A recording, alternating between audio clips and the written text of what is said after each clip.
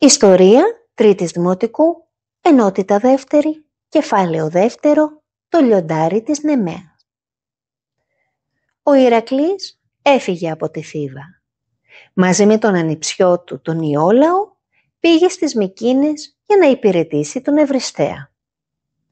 Ο Ευριστέας, που φοβόταν τον Ηρακλή, τον έστειλε να κάνει 12 άθλους, δηλαδή 12 δύσκολα κατορθώματα, ελπίζοντας ότι σε κάποιο από αυτά θα σκοτωνόταν.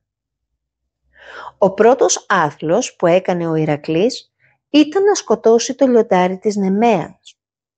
Το φοβερό αυτό λιοντάρι το είχε μεγαλώσει η Ήρα. Το δέρμα του ήταν τόσο σκληρό που τα σιδερένια βέλη δεν το περνούσαν. Είχε τη φωλιά του σε μια σπηλιά με 2 εισόδους, στην πλαγιά ενός βουνού κοντά στην Νεμαία. Καθημερινά κατέβαινε στην πεδιάδα και κατασπάραζε ζώα και ανθρώπους. Οι κάτοικοι ήταν απελπισμένοι και δεν τολμούσαν να βγουν στην εξοχή.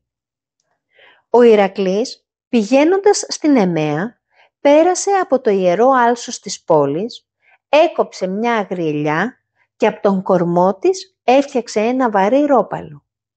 Μετά πήγε και περίμενε κοντά στη φωλιά του λιονταριού και όταν αυτό φάνηκε, το χτύπησε πρώτα με τα βέλη του.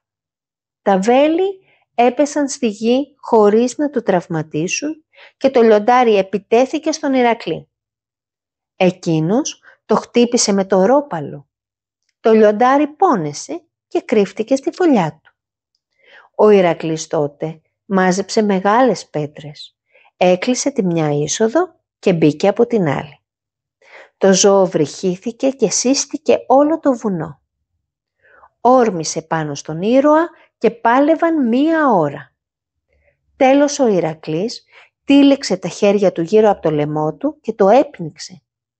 Μετά πήρε το δέρμα του, τη λεοντή, το φόρεσε και γύρισε στις Μικήνες.